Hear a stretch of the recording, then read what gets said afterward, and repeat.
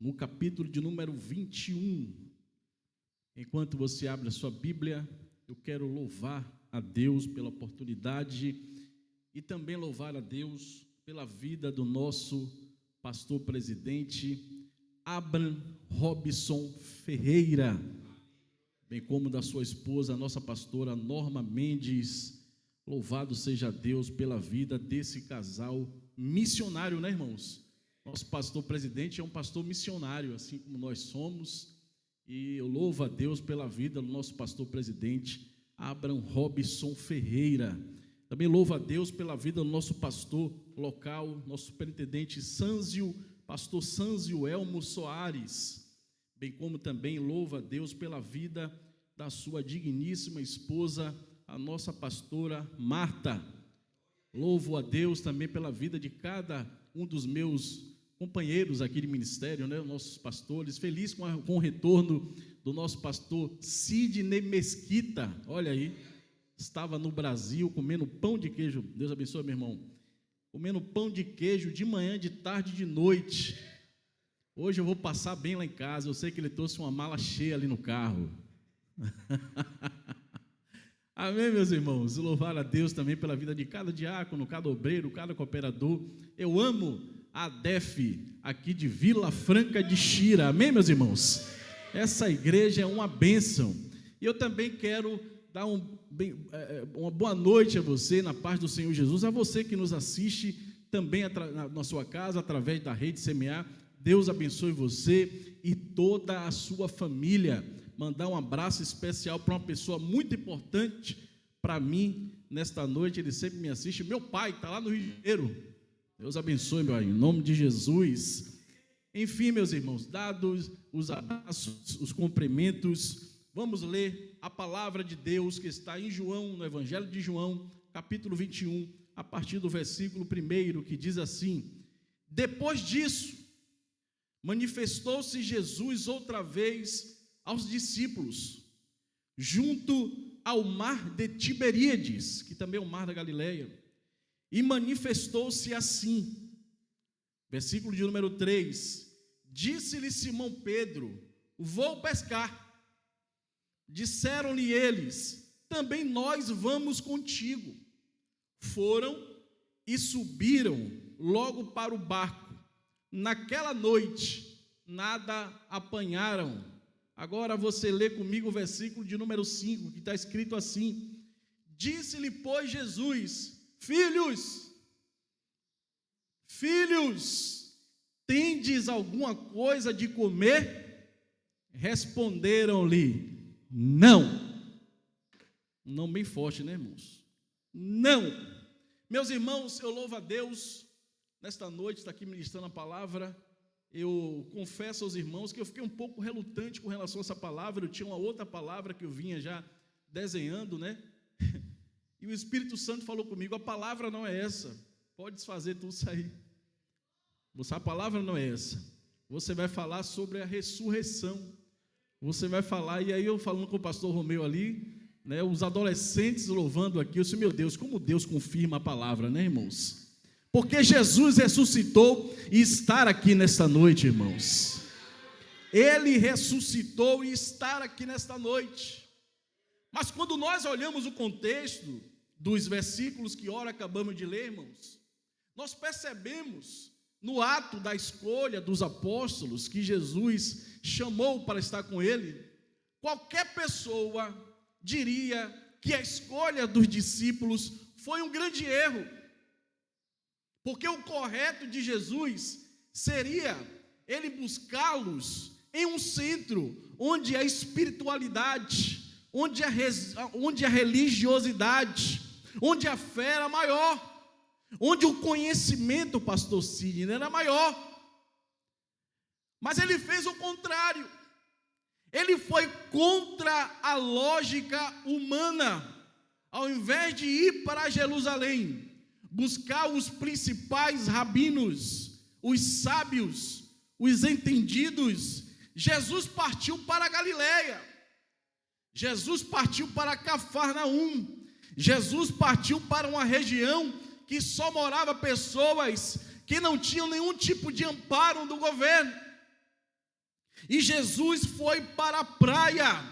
Ele foi para a praia, meus amados irmãos. E olha o perfil que ele escolheu. Ele escolheu homens que eram rejeitados pelo ministério.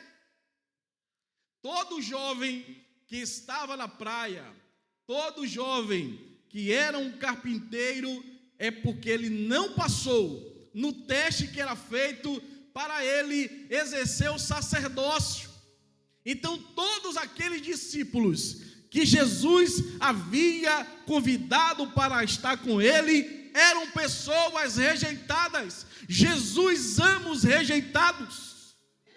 Jesus ama aquele que a sociedade coloca como escória.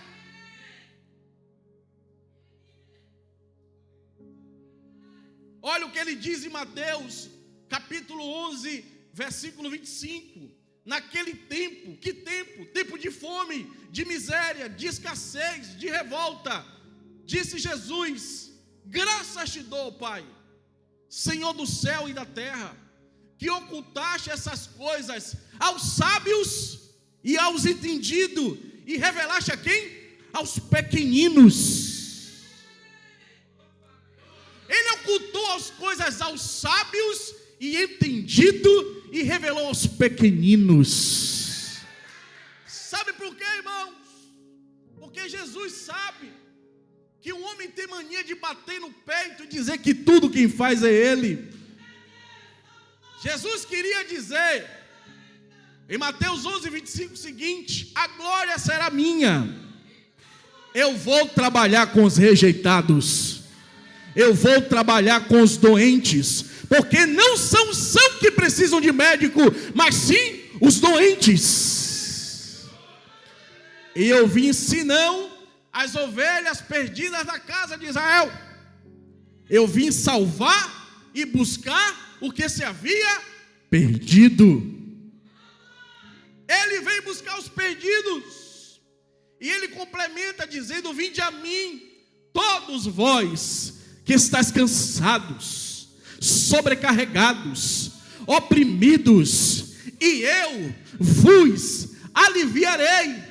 Tomai sobre vós o meu jugo e aprendei de mim, porque eu sou manso e humilde de coração. E ele está aqui nesta noite. Ele está aqui nesta noite dizendo a você que está cansado, a você que está sobrecarregado, a você que está sofrendo com depressão. Ele está dizendo para você: vinde a mim, vinde a mim, vinde a mim, e eu vou aliviar as suas cargas. Mas, meus irmãos, existe um detalhe aqui muito interessante. Jesus sabia o dia que morreria, a forma como morreria, e mesmo assim, todos os dias, ele estava mentalmente e fisicamente disposto para curar, salvar e libertar. Curar, salvar e libertar. Aí faço a pergunta para você: você teria a mesma disposição que Jesus teve, mesmo saber da morte, o dia da sua morte? Você sairia da sua casa? Você vai morrer tal dia, você vai morrer no dia 30 de abril, às 14 horas, no largo de Vila Franca de Xira. Você será atropelado e vai ser assim, assim. Você sairia de casa? Quem sairia de casa aqui?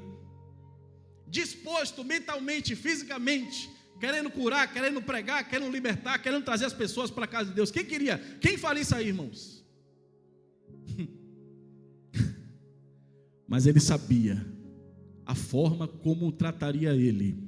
Ele sabia que furaria o lado dele. Ele sabia que ele seria amordaçado. Ele sabia que arrancariam o cabelo da sua cabeça, que arrancariam as suas barbas. Ele sabia de tudo isso. E mesmo assim, todo santo dia, ele saía para fazer a vontade do seu Pai. Olha o que diz em Mateus capítulo, leia comigo, Mateus capítulo 9. Olha o que Mateus descreve sobre esse trabalho do Senhor Jesus. Mateus capítulo 9, versículo 35. Olha o que Mateus diz: e percorria Jesus todas as cidades e aldeias, ensinando nas sinagogas dele, e pregando o evangelho do reino, e curando todas as enfermidades, e moléstia entre o povo. E aí o versículo 26, o meu coração não suporta ler isso aqui, de tanta emoção. Versículo 36, e vendo a multidão, teve grande compaixão deles, porque andavam desgarrados e errantes, como ovelhas que não têm pastor. Ele poderia ficar em casa, ele poderia dizer ao pai: pai, não aguento mais, quero voltar para casa. Mas a Bíblia diz, irmãos, que ele não fez isso. Sabe por quê? Porque ele nos olhávamos como ovelhas errantes pelo deserto. Quem era eu? Quem era você? Ovelha perdida. Mas um dia a graça de Deus nos alcançou. Mas um dia o Espírito Santo nos convenceu do pecado, da justiça e do juízo. Um certo dia Jesus disse: filho meu, dá-me o teu coração.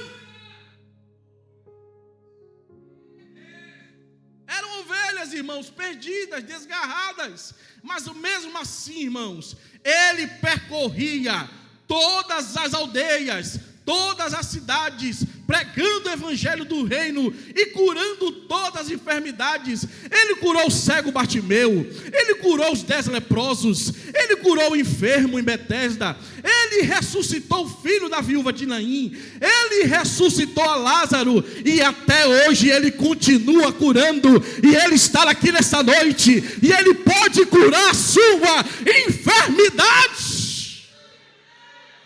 Jesus está aqui, ele pode curar a sua enfermidade.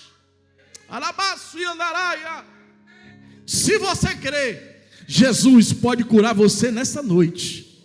Jesus, você que me acompanha na sua casa, se você crê, ele pode te curar nesta noite. Ele visita você na sua casa aí agora, onde você está sentado, onde você está sentada, e ele te diz: eu te curo dessa enfermidade.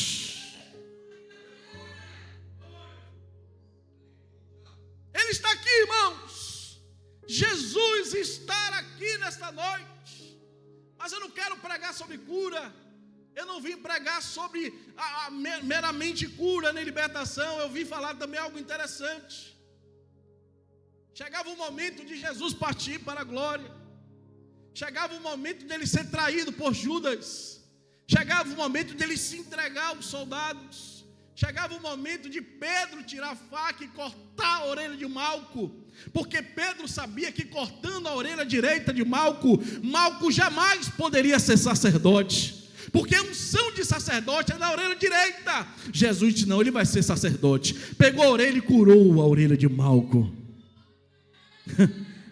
porque até inimigo ele cura. Ore pelos seus inimigos. Dê pão aos seus inimigos, porque Jesus ama e perdoa os inimigos. Mas vamos lá, meus irmãos. Se aproxima o momento da partida. Jesus avisa para eles. Olha o que diz Mateus capítulo 20, versículo 17 a 19. Olha comigo. Diz assim: e subindo Jesus a Jerusalém, chamou à parte os seus discípulos, e no caminho disse-lhe: eis que vamos para Jerusalém, e o Filho do Homem será entregue aos principais sacerdotes e aos escribas, e condená-lo-ão à morte, e o entregarão aos gentios, para que dele escarneçam, e o açoitem, e o crucifiquem, e ao terceiro dia ele ressuscitará. Jesus estava dizendo: eu vou para Jerusalém, eu vou morrer em Jerusalém, mas eu ressuscitarei no terceiro dia. Mas sabe o que acontece, irmãos? Eles ouviam e não entendiam o que Jesus dizia para eles. Eles não acreditavam que Jesus iria morrer.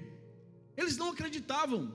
Olha o que acontece no Getsêmani, Marcos 14, versículo 34, está escrito assim: e disse-lhe: a minha alma está profundamente triste até a morte. Fica aqui e vigiem. Quando Jesus dá as costas, o que acontece? Todos estão fazendo o quê? Dormindo. Eles não acreditavam que Jesus seria morto, que Jesus seria trucidado. Eles não acreditaram que um mestre morreria, mas se ele não morresse, e se ele não derramasse o seu sangue, nós não estaríamos hoje aqui em Vila Franca de Xira, perdoando, sendo perdoados, libertos pelo seu sangue. Era necessário a sua morte.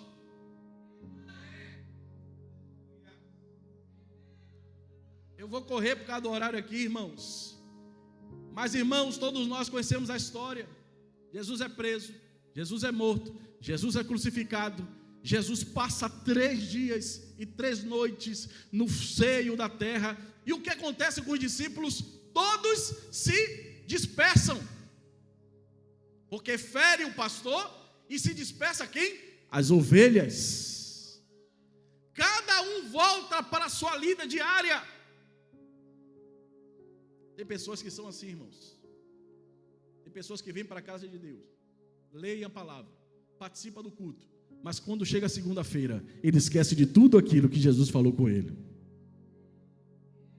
Ele esquece de tudo aquilo que Jesus falou com ele. E isso acontece com os discípulos. Os discípulos se dispersam, cada um volta para a sua própria vida cotidiana. E aí sabe o que acontece, meus irmãos? Algo interessante aqui. Jesus ressuscita. E sabe o que ele poderia fazer? Ele é onisciente. Ele sabia que todos os discípulos o haviam abandonado. Todos estavam dispersos. Ele poderia começar um novo ministério. Sim ou não, irmãos? Ele poderia escolher outros discípulos. Ele já está glorificado. Ele já está com o corpo transformado. Todo o poder no céu e na terra já estava no seu poderio. Ele poderia escolher outros discípulos. Mas Jesus não faz isso. O que é que Jesus faz? Abra comigo de novo, João capítulo 21. Ao invés de descartar os discípulos, olha o que ele faz, irmãos. E o nome disso é amor. Vamos lá, João capítulo 21, olha o que Jesus faz, irmãos. Ele não rejeita nunca aqueles que ele escolheu. Ele não te rejeita. João capítulo 21, versículo 1, olha o que Jesus faz. Depois disso, ou seja, depois da sua ressurreição, manifestou-se Jesus outra vez aos seus discípulos, junto ao mar de Tiberíades, e manifestou-se assim, versículo 3, disse-lhe Simão Pedro, vou pescar. Como Pedro era um líder dos discípulos, o que aconteceu? Os demais disseram, também nós vamos contigo. Todo mundo foi pescar, irmãos. E já era o 3º dia. Jesus já estava ressurreto. Jesus já estava entre os discípulos. Paulo diz que Jesus foi visto por 500 irmãos. Ele bateu na porta de cada um, irmãos. Ele bateu na porta de cada um. Os discípulos estavam onde? Na praia, pescando. E olha o que acontece. Iram logo para o barco. E naquela noite, nada apanharam. É difícil, né? Um pescador profissional pescar a noite toda e não apanhar nem uma pititinga. É difícil, né, irmãos? Mas sabe por que não apanharam nada? Porque o dono dos peixes é Jesus. Ele sabia onde estava o starter no peixe. Ele sabia qual era o peixe. Ele disse, Pedro, vai ali agora, lança um anzol. O peixe que você pescar terá um starter na boca dele. Vai, paga o meu imposto e o seu imposto. Jesus conhece cada escama de todos os peixes que existem no planeta Terra. E naquela noite, o pastor Denilson, ele disse, peixes se escondam.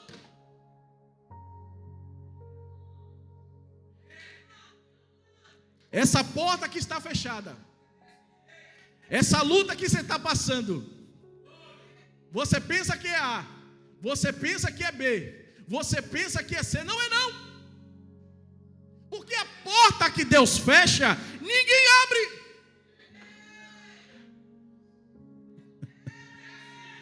Está botando currículo, está buscando aqui, busca dali, nada, não, não, não, não, não, não.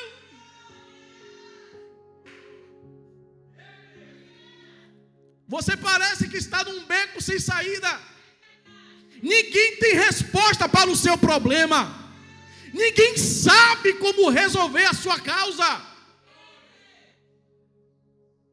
Parece que os peixes na sua vida sumiram. E Deus está dizendo nesta noite: foi eu que fiz os peixes se esconderem. Foi eu. Sabe por quê? Porque agindo Deus, quem impedirá? Havendo dia eu sou e ninguém há que possa escapar das minhas mãos. Agindo eu, quem poderá impedir?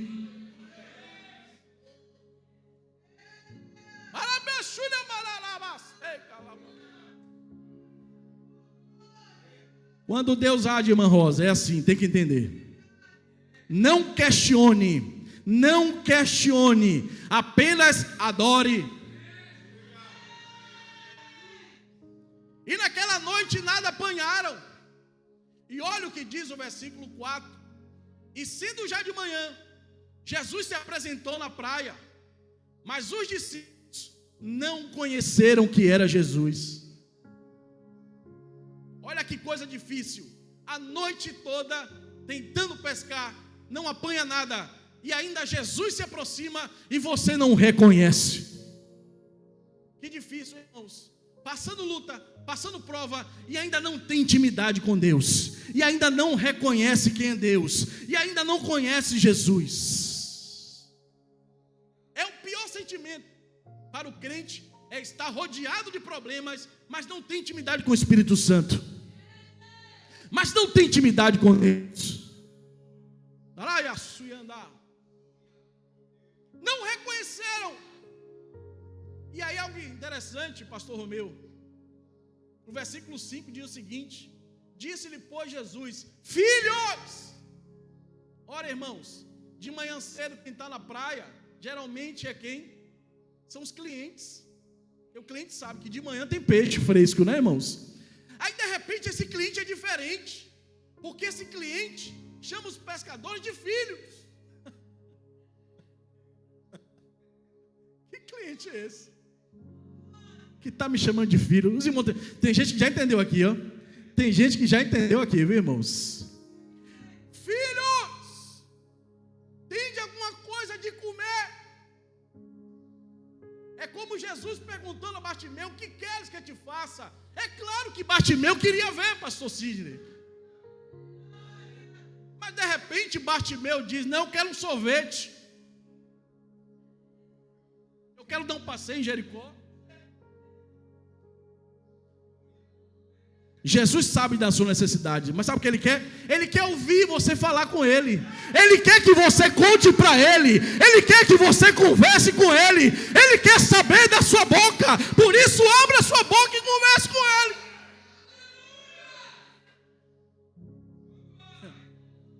Tem alguma coisa para comer aí? Que Deus é esse, né, irmãos? Ele sabia.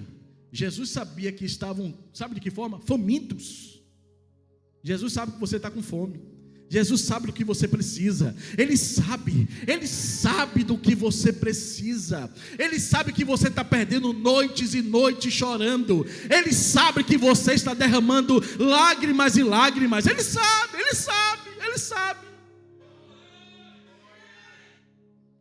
E aí ele faz o seguinte: eles respondem: não. E aí no versículo 6 ele diz: e ele lhe disse: lançai a rede na direita. Eu nunca pesquei, mas todo pescador diz que o melhor lugar para pescar é na esquerda. Eu não sei porquê, mas não sei se é questão de superstição, mas diz que o melhor lugar para pescar é na esquerda. Aí de repente o cliente que chega chamando-os de filho diz: joga na direita. Jesus sabe onde está a sua bênção. Ele sabe onde está a sua bênção. Ele sabe qual é o emprego que você vai trabalhar. Ele sabe quem será o seu esposo. Ele sabe quem será a sua esposa. Ele sabe onde você vai morar. Ele sabe.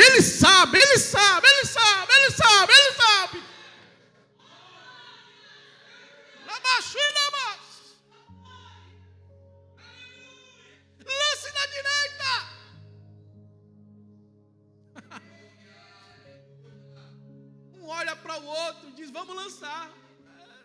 Lançamos tanto na esquerda e nada, vamos. Mas é o grande detalhe, irmão, eles estavam já na beira, cerca de 200 metros, já estava na beira.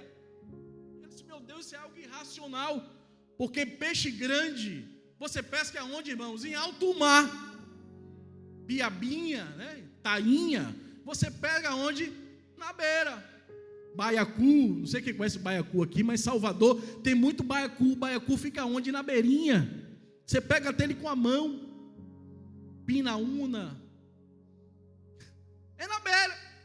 E aí Jesus disse, lance na direita. E sabe o que aconteceu, irmãos? Lançaram-na, pois, e já não podia tirar, pela multidão dos peixes. Pela multidão dos peixes. Então, irmãos, sabe o que acontece? Era tanto peixe que a rede quase se rompia, irmãos.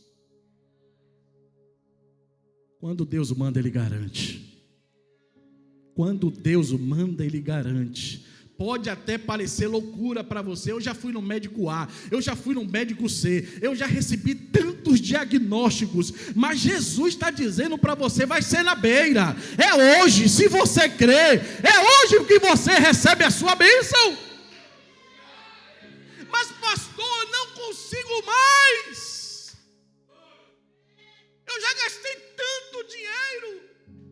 Lança.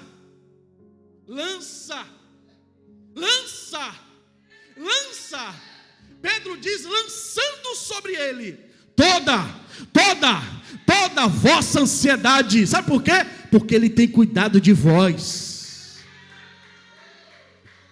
E olha que Pedro sabia de lançar, irmãos. Então ele fala com propriedade, olha, se você lançar sobre ele toda a sua ansiedade, ele vai cuidar de você. Mas vamos correr por causa do tempo, meu Deus, se deixar aqui, a gente vai até uma vigília, né, irmãos? E aí no versículo 7, acontece algo interessante.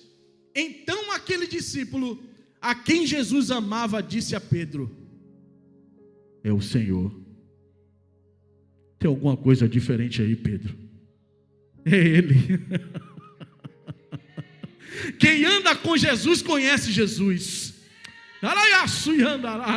É Ele. Pedro é Ele, Pedro é Ele.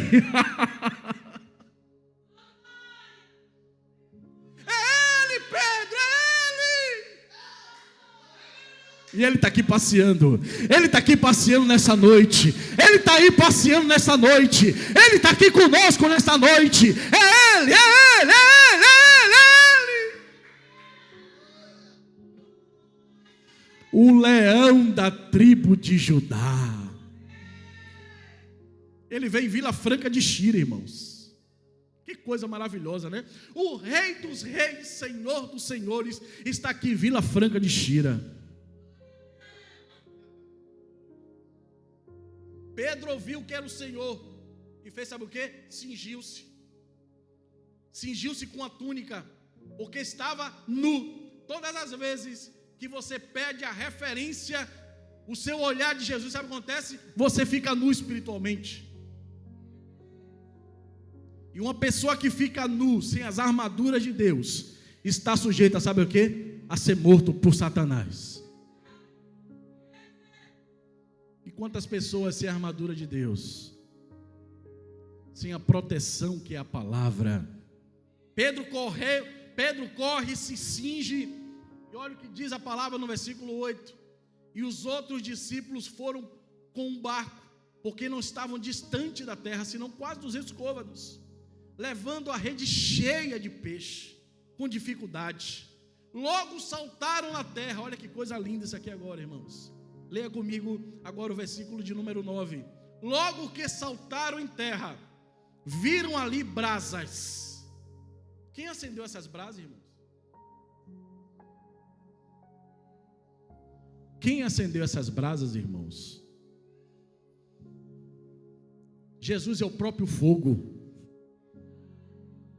Ele não precisa acender fogo, porque Ele é o próprio fogo.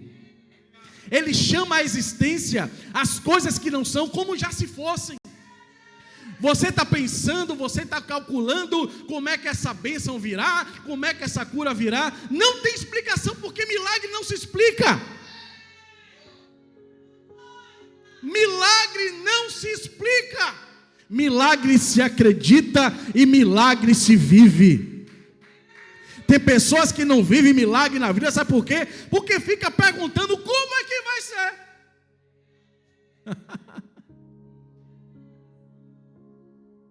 Viram ali brasas, e tem mais, e um peixe posto em cima e pão.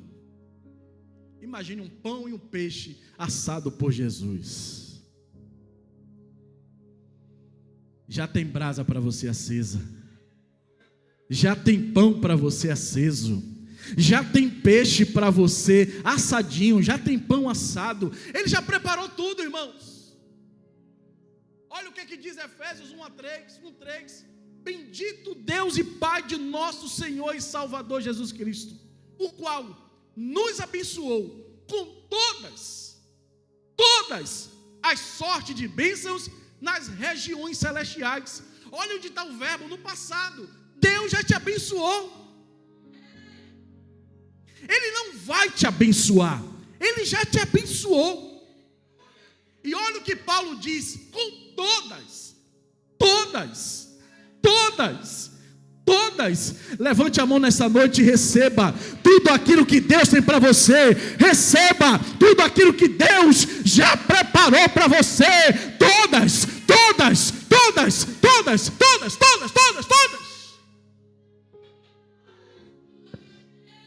Todas as sortes de bênçãos.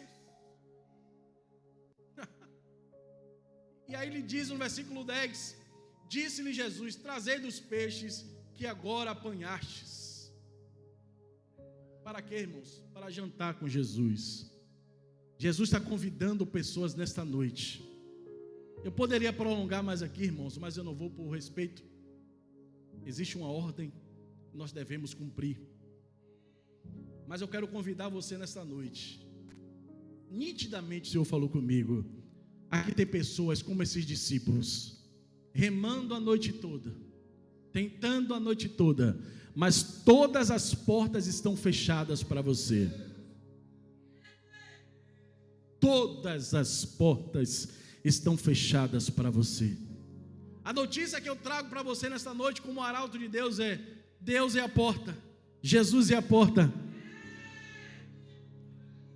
E Ele nesta noite te convida. Eu quero pedir para os irmãos todos ficarem sobre os seus pés. E vamos fazer um ato profético aqui nesta noite. Vem aqui à frente. Porque hoje é dia de portas abertas. Portas e portas abertas. Olha aí a multidão. Aleluia. Portas e portas abertas. Aqui existe um segundo grupo de pessoas, por causa dessas portas fechadas. Um quadro de depressão quer se alojar na sua vida. Um quadro de depressão, uma tristeza que abate seu coração. De vez em quando você, meu Deus, que tristeza é essa? Nesta noite, Jesus também cura dessa depressão. Nesta noite, Jesus também abre portas. Jesus cura, Jesus abre porta, Jesus cura nesta noite. Quantos creem nessa palavra, irmãos? Se tu podes crer, tudo é possível ao que crê. Se tu podes crer, tudo é possível ao que crê. Amém, meus irmãos? Eu quero convidar o evangelista Ícaro Souza e fará essa oração. E portas, não olhe para mim não, irmão, você está numa batalha espiritual. Jesus está aí do seu lado. Jesus está aí com a chave do seu lado. Eu não sou aqui chaveiro, eu não estou aqui distribuindo chave para ninguém. A chave é a palavra. E a palavra já entrou no seu coração. Ela já abriu a porta no seu coração.